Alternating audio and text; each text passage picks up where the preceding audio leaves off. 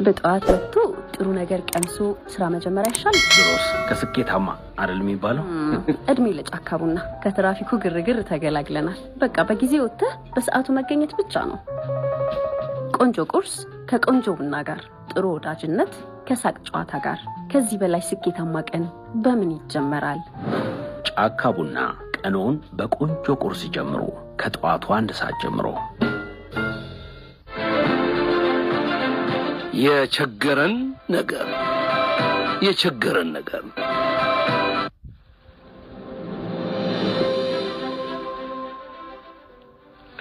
ተመልሰን መተናል። የተከበራችሁና የተወደዳችሁ አድማጮቻችን በማዳመጥ ላይ የምትገኙት ጣቢያው ኢትዮ ኤፍኤም 107.8 ነው። ፕሮግራሙ የቸገረን ነገር ነው።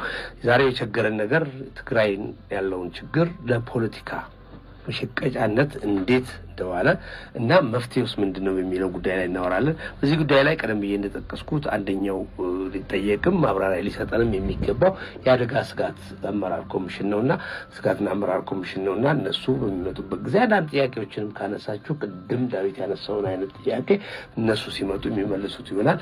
አሁን እዚህ የሚገኘው የሹም ተንቤን ፓርቲ ትግራይ ወለድ በትግራይ ክልል ላይ የሚንቀሳቀስና በዛ ላይ ማዕከሉን ያደረገ ነው። ምናልባት ዛሬ ለፖለቲካው ነገር በኋላ ላይ ጊዜ ካገኘሁ አነሳዋለሁ እንጂ ቅድም ኒኪ ተስፋይ ፕሬዝዳንቱ የፓርቲው ፕሬዝዳንት የዚህ ችግር ስርዓት ወለድ ብቻ ሳይሆን ህወሓት ወለድ ነው የሚል አቋም ይዟል። ጠበብ አድርጎታል ባለቤቱን ለየት ለማድረግ። ነገር ግን በዚህ ጉዳይ ላይ የትግራይ ህዝብ ነው በዋናነት የተጎዳው። ይሄንን ብዙዎቻችን እናውቃለን፣ እያየን ነው። ነገር ግን የትግራይ ህዝብ አይደለም ወይ አቅፎ ደግፎ እዚህ ያደረገው? ለምን እድል ሰጠው? ለምን ይሄን ያህል ሲያደርግ ታገሰው ብዬ በሞግትህ ምን ትለኛለህ ሚኪ? መልካም አመሰግናለሁ። ለዚህ ድርጅት እድል የሰጠው የትግራይን ህዝብ አይደለም ወይ የሚለውን ጥያቄ ተገቢ ነው የሚል ሐሳብ የለኝም። በእርግጥ የራሱ ድርሻ ሊኖረው ይችላል። ለዚህ እድል የሰጠው ሁሉም ኢትዮጵያዊ ህዝብ ነው የሚል አቋም አለኝ። ምክንያቱም ይሄ ድርጅት የመጀመሪያ መነሻው ከስር መሰረቱ ሻዕቢያን ግብጽ እንደወለደው ይታወቃል። ግብጽ ደግሞ ህወሓት እንደወለደ ሻዕቢያ ደግሞ ህወሓት እንደወለደ ይታወቃል። ስለዚህ እኛ ውስጥ በመንግስትነት ቦታ ተቀምጠውም የኢትዮጵያ ሉዓላዊነት ክብር የኢትዮጵያ ክብር ሉዓላዊነት ቀይ ባህርም በኢትዮጵያ ውስጥ አንድነት ሸርሽረው ለዚህ እርስ በራሳችን እንድንባላ ያደረጉት ህገ መንግስት አርቅቀው ሲያስቀምጡልን እንግዲህ 27 ዓመት በኢትዮጵያ ውስጥ መንግስትነት ነበሩ።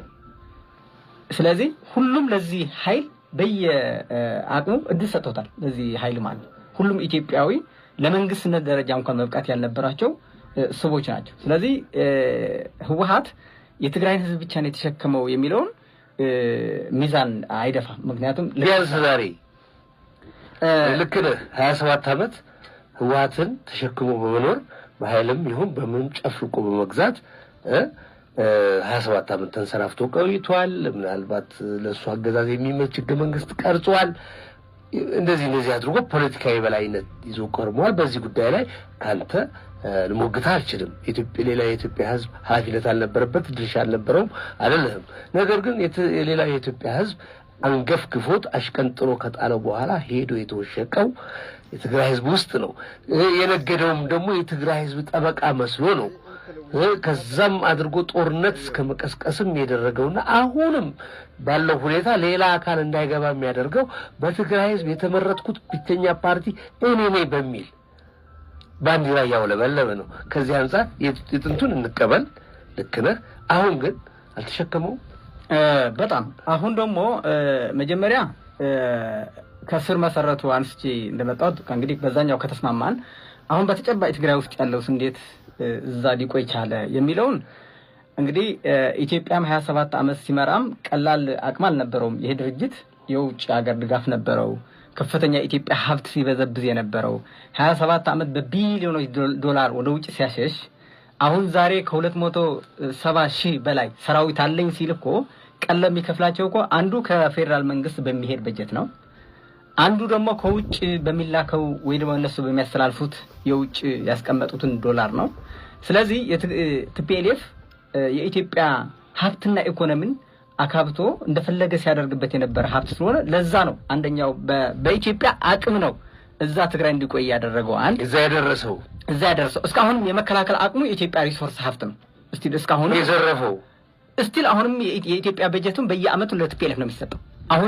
አሁንም በዚህ ሰዓት የትግራይን በጀት የትግራይን ሀብት ፌደራል መንግስት ወደዛ ሲልክ እነ ጌታቸው ረዳና ጻድቃን እንኳን አባሮ ያንን ሀብት ጌታቸው ረዳ ሲነገረን በ8 ወር ውስጥ 12 ቢሊዮን ብር ለታጣቂዎች ከፍያለሁ ነው ያለው። እንግዲህ የትግራይን ህዝብ 12 ቢሊዮን ብትሰጠው ሙሉ በጀቱ እነሱ ጋር ነው እየዋለ ያለው ማለት በድጎማ የሚመጣም በእነሱ ታጣቂዎች ማለት።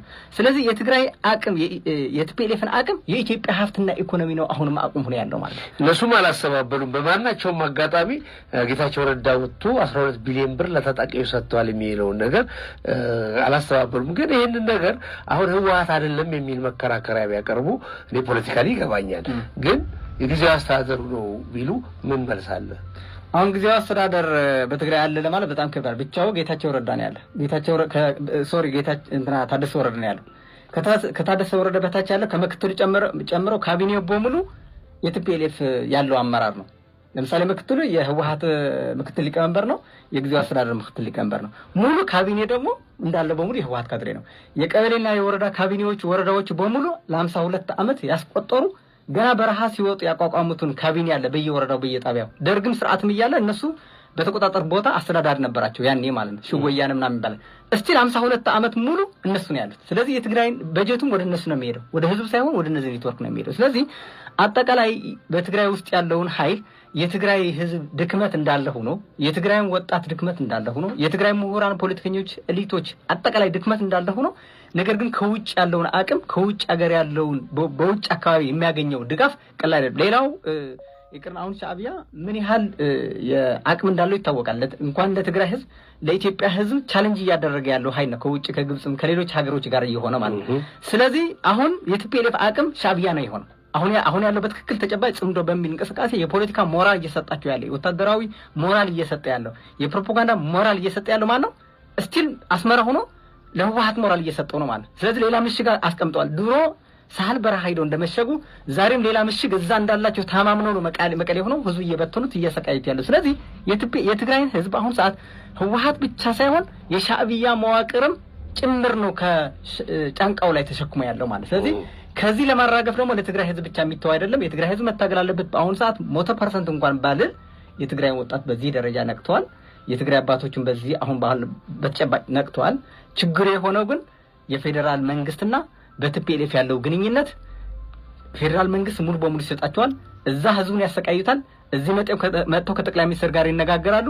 እዚህ መጥተው በጀታቸው ያስለቅቃሉ። እዚህ መጥተው የሚበቃቸው የአመትም የሁለት አመትም በጀታቸው አስፈቅደው ይሄዳሉ። እዛ ሄደው ደግሞ ህዝቡን ያዳክሙታል። ስለዚህ ይሄንን በደንብ መመርመር አለበት። እኔ አሁን እንኳን የረሃቡ እንኳን አሁን ካየነው ፌዴራል መንግስት ምንድነው ያለው? ወደ 30 ምናምን ቢሊዮን እርዳታ ሰጥቻለሁ ነው ያለው። በዚች በህጻት በምትባለው አካባቢ ጣቢያው እንኳን ከ200 በ3 ወር ውስጥ ከ257 ሚሊዮን ብር የሚገመት ልክ ያለው ብሏል። ይሄ ገንዘብ ለማን ነው የሰጠው? በቀጥታ ራሱ ሄዶ ማከፋፈል አይችልም። በቀጥታ ራሱ መቆጣጠር አይችልም። እሺ እሱ ባይችል እንኳን ጊዜያዊ አስተዳደር ነው ያለው ቢል እንኳን ኦኬ፣ ይሄንን ገንዘብ አጭበርብረው ይሄንን ህዝብ በድለው በዚህ ደረጃ ሲያስርቡት አንድ ሰው እንኳን ተጠያቂ ማድረግ አይችልም። አንድ ሰው አሁን ጌታቸው ታደሰ ወረዳ አሁን መጥቷል አይደል? እዚህ መጥቶ ነበር እዚህ መቀሌ። በዛ ጉዳይ ተነጋግሮ እነዛ የሰረቁ ሰዎች ወደ ፍርድ አቅርቧል? አላቀረበም። እንደውም ልጨምርልህና ሚኪ ስላቋረጥኩ ይቅርታ። እንግዲህ በነገራችን ላይ ቅድም መግቢያ ላይ ተናግሬያለሁ፣ አንተ ስላልመጣ ነው እንጂ ሰምተህ ከሆነ አላውቅም። የአደጋ ስጋትና ስራ አመራር ኮሚሽን የስራ ኃላፊዎች መጥተው ይህንን ነገር ቢመልሱ የሚል አቋም አለንና እንዲገኙ ነበር የፈለግኩት። አሁን አንተ በአጋጣሚ ቀድሞ በያዙት ፕሮግራም መሰረት ተቀባይነት ባለው ምክንያት አልተገኙልንም። ይህንን ነገር እናደርሳለን መጠየቅ አለበት የሚባለው ነገር ግን ጥሩ አላደረሰም የሚል ክሰት አይለኝም። አድርሰህ ለማን የሰጠው? እነዛ የወሰደ ኃላፊነቶች ሳይወጡ ሲቀሩስ ወደ ህግ አይጠየቁም ወይ? ምናልባት ነው ያመልጦኝ ካልሆነ እንደው በጣም በተቻለ መጠን ሚዲያ በጣም እከታተላለሁ። የፌዴራል መንግስቱ አሁን ያልከውን ያህል እርዳታ ለህጻጽም ሆነ በተለያዩ አካባቢ ለሚደረጉ ልክ ያለው ሲል ውሸቱን ነው ብለው አላስተባበሩ